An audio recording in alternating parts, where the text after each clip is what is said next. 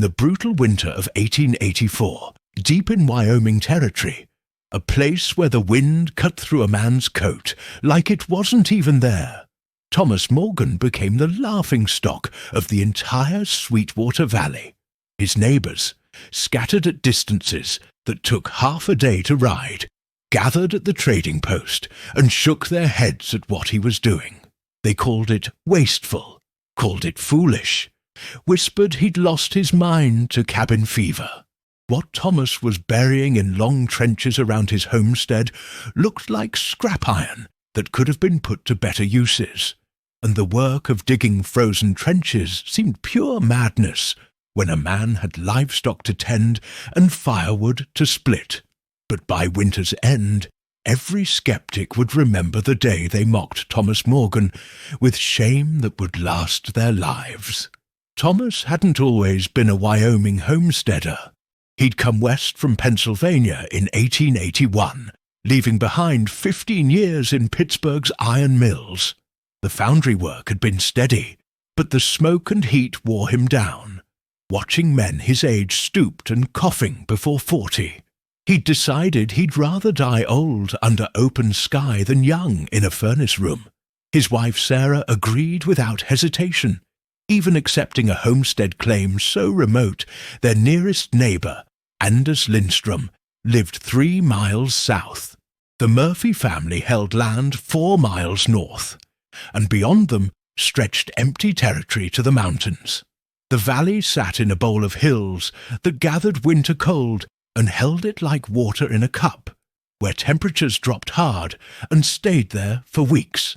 A man could wake to breath forming ice crystals inside his own cabin if his fire burned too low. The traditional way of surviving winters in the territory was straightforward but brutal. You built log cabins, chinked gaps with mud and moss, cut windows covered with oiled paper, and kept fires burning from October through April. Even then, cold found its way inside, freezing water buckets feet from the hearth, forcing children to sleep under blankets so heavy they could barely turn. The worst part wasn't the cold itself, but the endless work keeping wood cut and stacked. A family could burn multiple cords in a hard month, meaning exhausting hours with an axe, even in dangerous temperatures. Thomas had watched neighbors struggle through 2 winters, watched the Murphy family lose their youngest to pneumonia in 1882, watched Anders work 16-hour days cutting timber to keep his family from freezing. The traditional methods worked enough that most survived, but they didn't work well.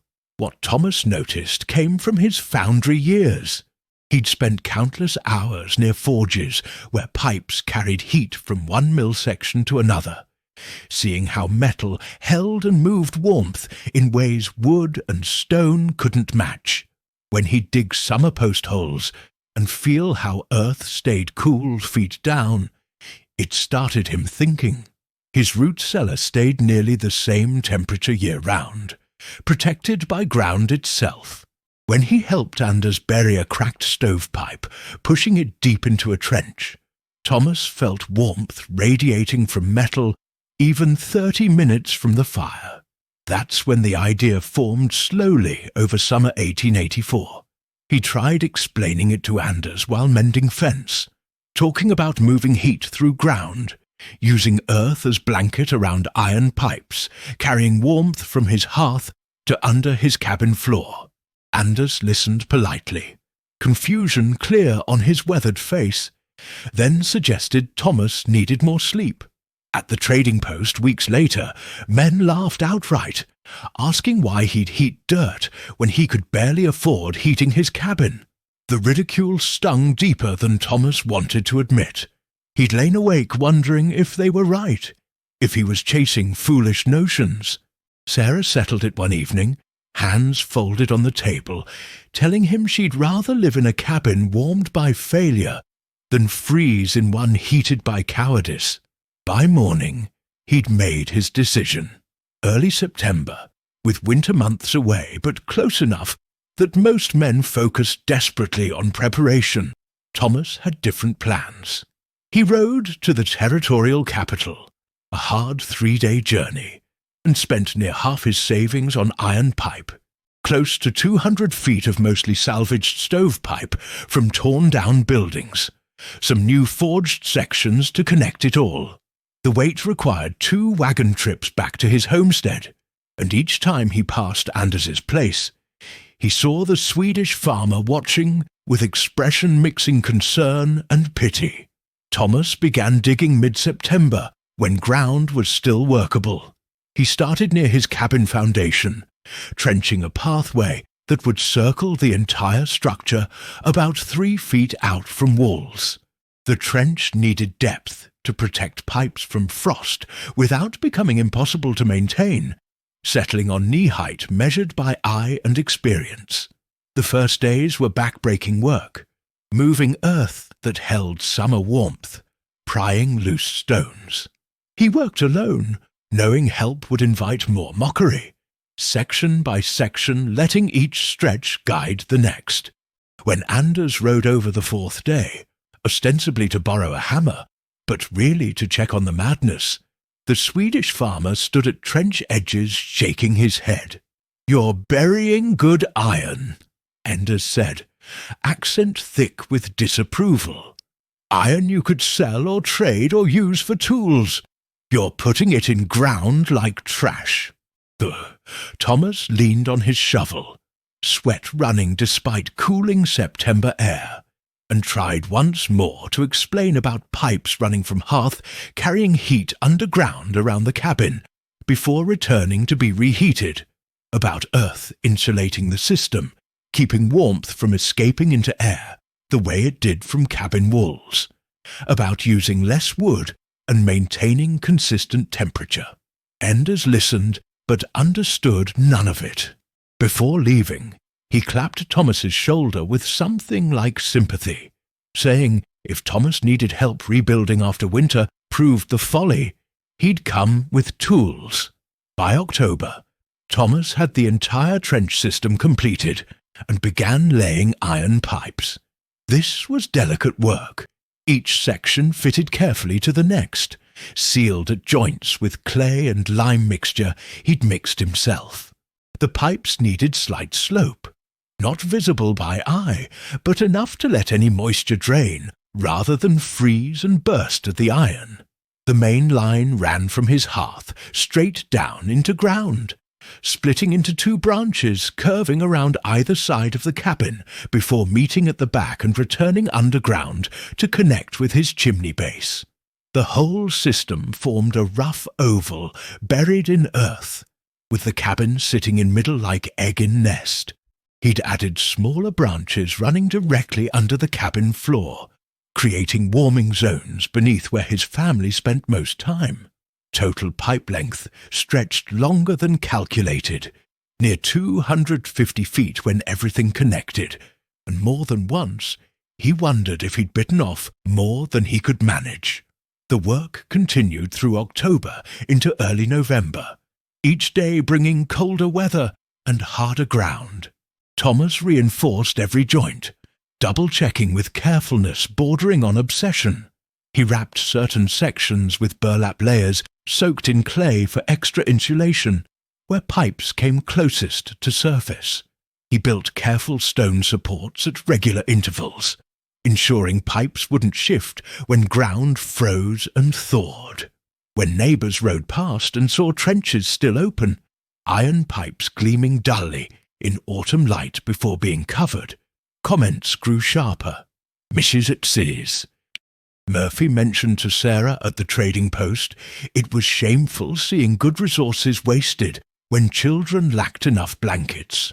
Even the land agent passing through on rounds stopped to watch Thomas working one afternoon and suggested gently that perhaps Thomas should focus on more conventional preparations. By mid-November, with first serious snow whitening the hills, Thomas finally backfilled trenches, shoveling dirt over iron pipes until they disappeared completely. The only visible evidence was entry and exit points at his hearth, where pipes disappeared into floor, and a small inspection hatch he'd built into cabin foundation for checking leaks. Sarah watched the final covering with expression Thomas couldn't quite read. They'd spent near all their savings on this, committed weeks of crucial preparation time, and bet their family's comfort on an idea no one else believed would work. That night, with first truly cold wind rattling cabin walls, Thomas lit his hearth and opened the damper, letting heat begin flowing through his buried system.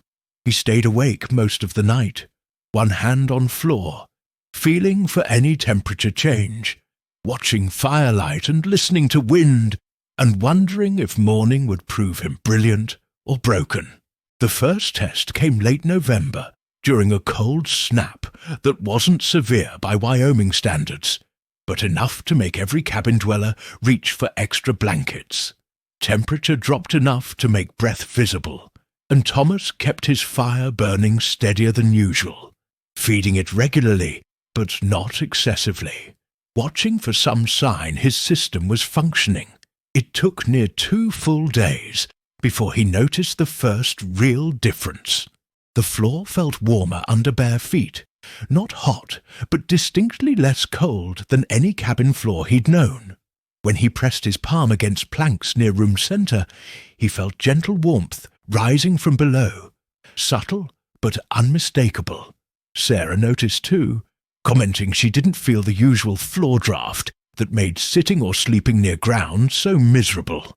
They went through that first cold week using less wood than expected, maintaining comfort with a fire that would have left neighbors shivering. Thomas didn't mention it to anyone yet, knowing a mild cold snap wasn't proof of anything. But he felt something shifting in his chest, cautious hope that maybe his idea wasn't madness.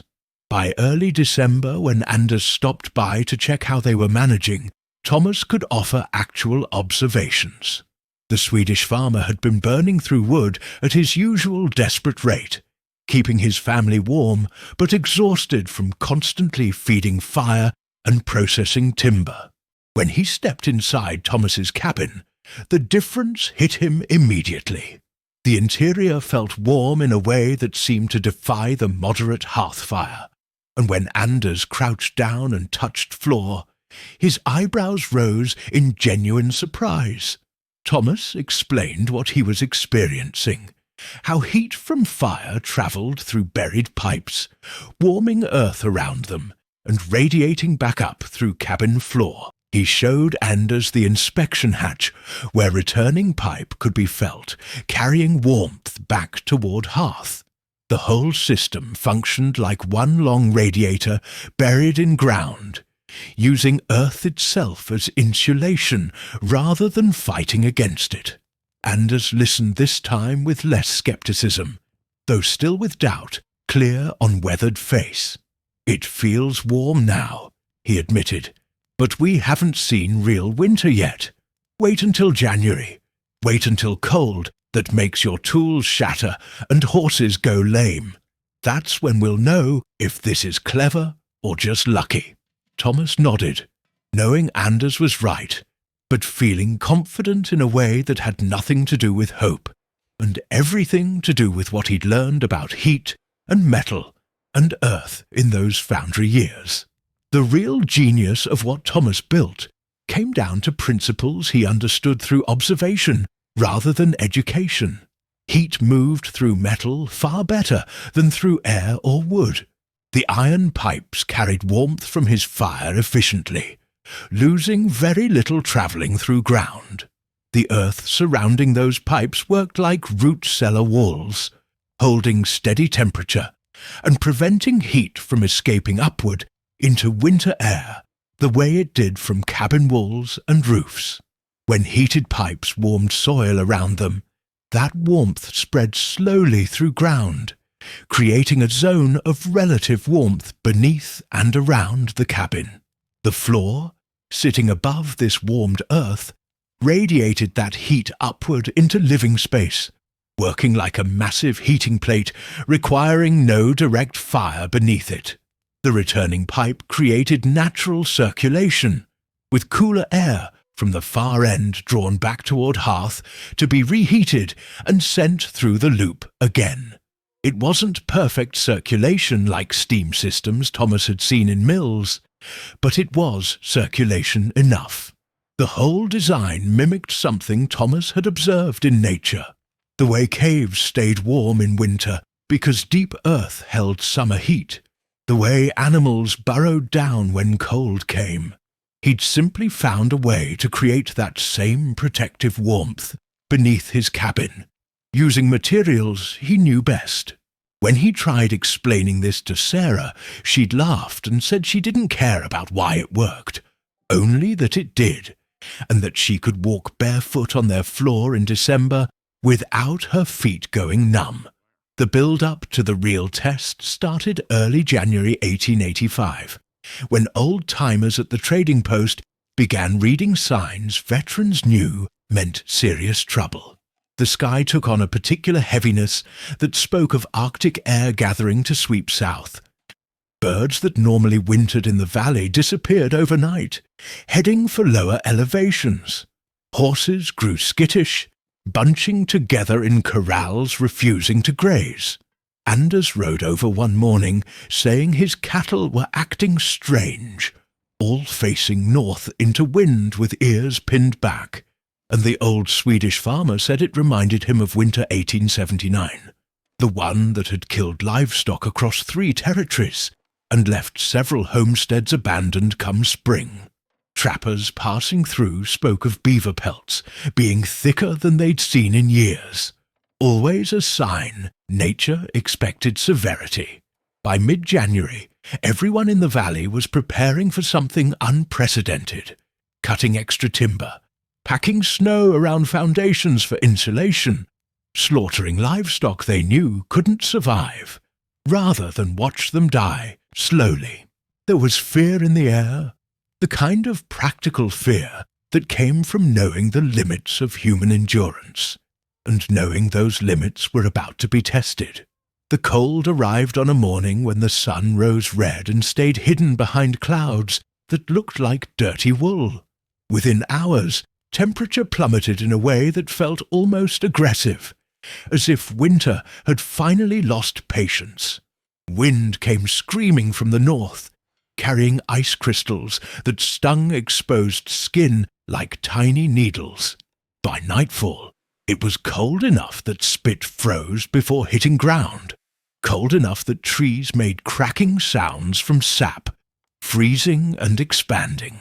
Thomas kept his fire burning strong, but not excessive, feeding it with same steady rhythm he'd maintained all winter, waiting to see if his buried system would hold against this new extreme. Inside the cabin, Sarah and their 2 children stayed close to room center, but they weren't huddling the way families did in most homesteads. The floor remained warm beneath their feet, that gentle, persistent heat radiating from below, and while they could feel severe cold trying to press in through walls and roof, it couldn't penetrate the warmth rising from earth. The cabin stayed comfortable, genuinely comfortable, with none of the desperate layering and shivering that normally accompanied cold this severe. Thomas went through that first night of deep freeze using perhaps half the wood he would have needed with traditional hearth alone, and he went to sleep knowing that if this held, if the system kept working through the worst winter could throw at them, everything would change. 3 miles south, Anders was fighting for his family's survival in a way that looked nothing like comfort. His cabin, built solid and chinked tight by any normal standard, felt like paper against cold this severe. He fed his fire constantly, burning through wood so fast it seemed impossible, yet temperature inside barely stayed above freezing. His wife and son huddled under every blanket they owned, their breath visible in thick clouds, and Anders himself slept in shifts, never letting fire die down for fear of what would happen if he did. The Murphy family farther north faced even worse conditions. their larger cabin harder to heat, and their children crying from cold despite being wrapped in layers. All across the valley, the story was the same.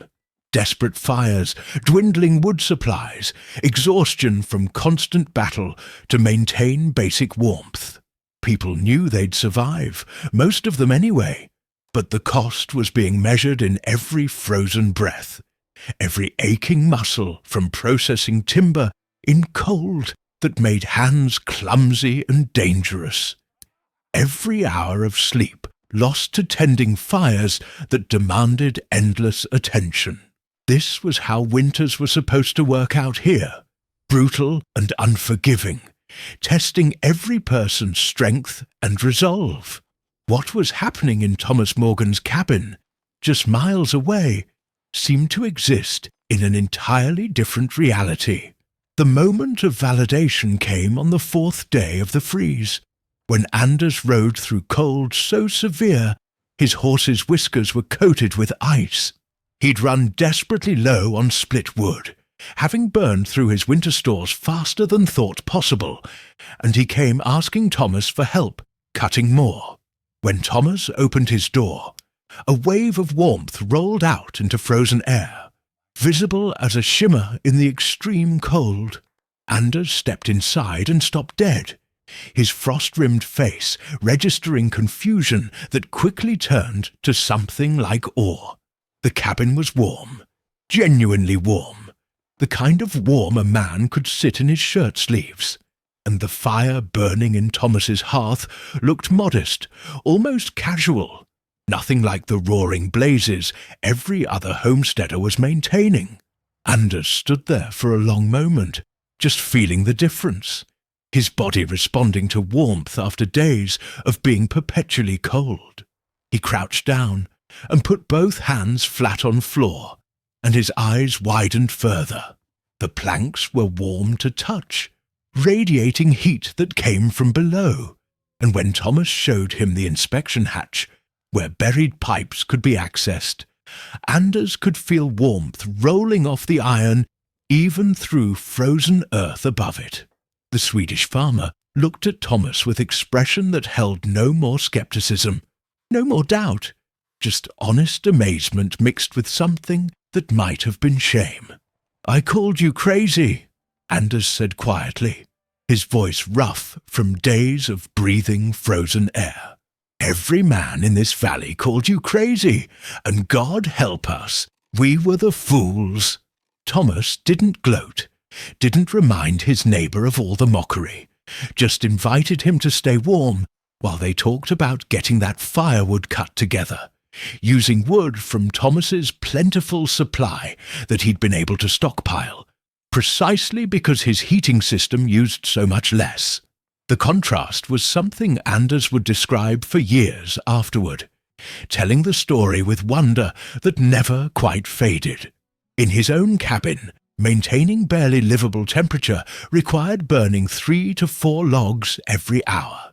Constant vigilance, exhausting work that left no time for anything else.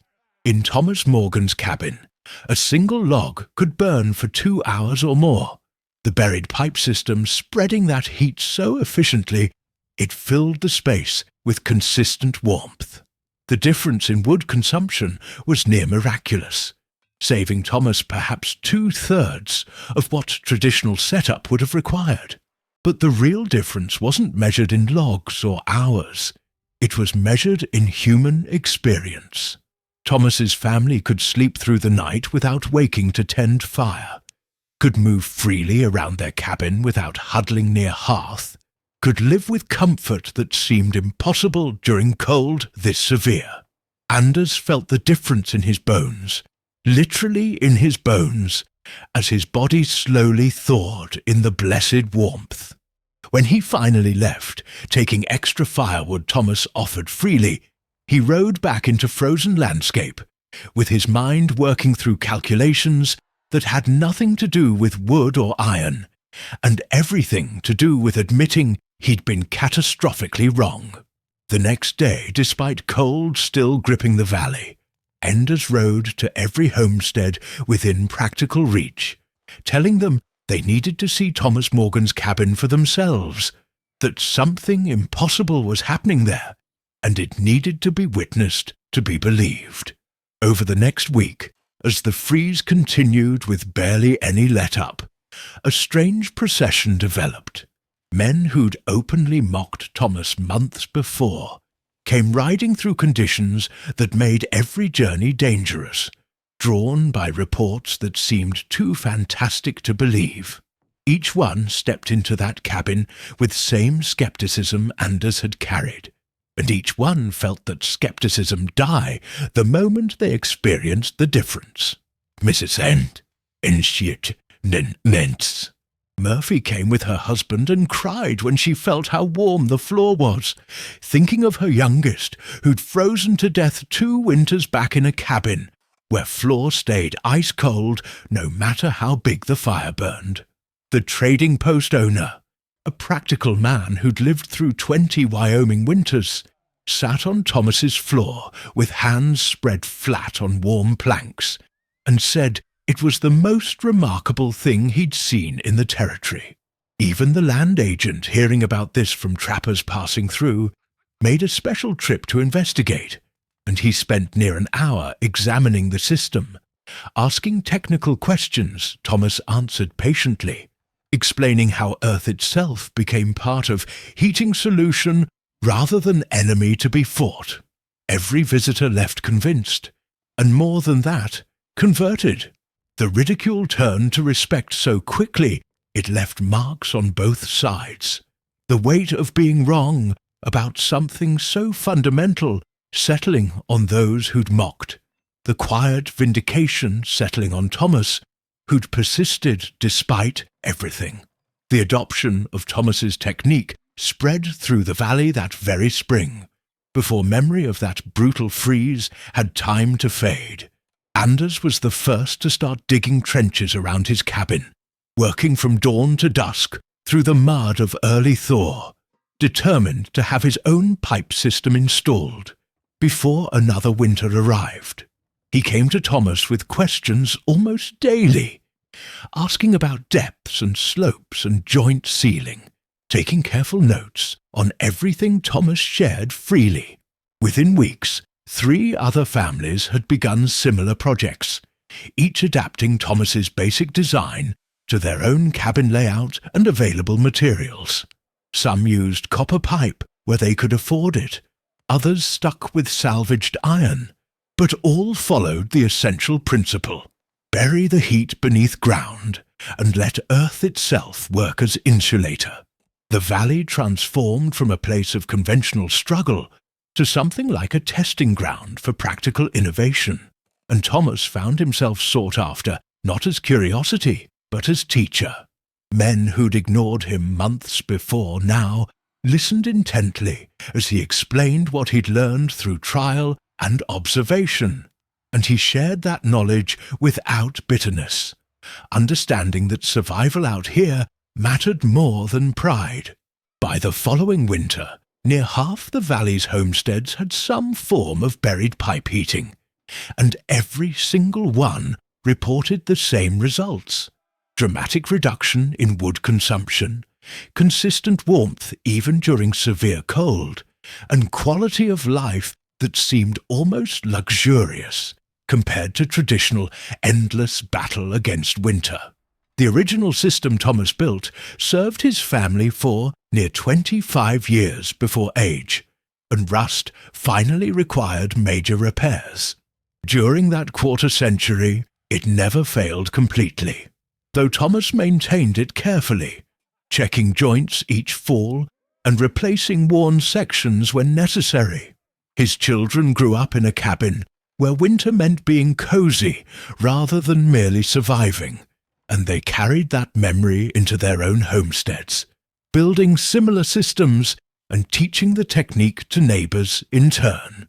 When Thomas and Sarah finally left Wyoming Territory in 1909, moving to live with their daughter in Montana, the cabin changed hands 3 times, but each new owner kept the buried pipe system functioning, understanding its value too well to abandon it.